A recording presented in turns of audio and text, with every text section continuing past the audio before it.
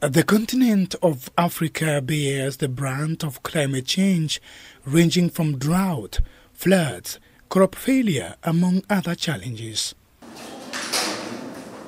It is on this backdrop that Kenya will host the rest of the continent in this year's Africa Climate Summit and Africa Climate Week, which will run concurrently from 4th to 6th September.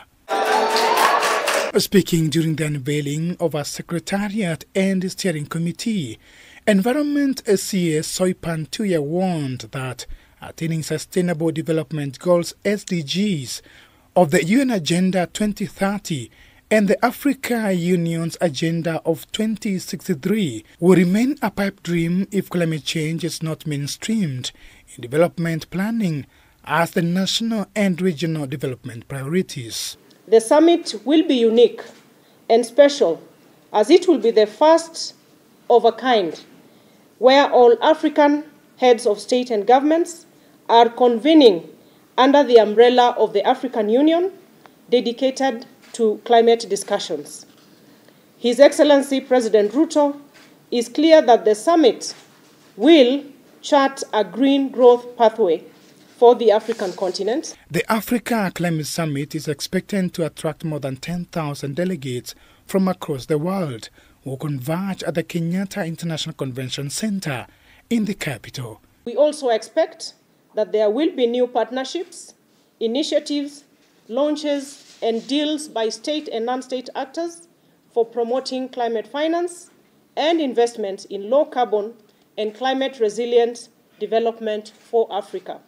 Kenya will rally the rest of Africa to speak in one voice on matters climate change, which are seriously affecting the continent. What we found most inspiring in what the entire Kenyan leadership had to say, Waziri, about this summit was that there are important questions to discuss about loss and damages, there are important questions to discuss about climate financing for adaptation, but this is not Africa coming with complaint. This is not Africa coming with the begging bowl. This is Africa coming with solutions and saying we have the solutions not just for the continent, but for the globe. States do you want as a target? What issues should be discussed? And there are so many issues on climate change right now that are hyper relevant. First of all, of course, the newly established Loss and Damage Fund. How to finance that? Is there a discussion on finding innovative models to do that? The African Climate Summit will bring together all African heads of state and government under the umbrella of the African Union dedicated to climate discussions. Dan Kaburu, K24, Nairobi.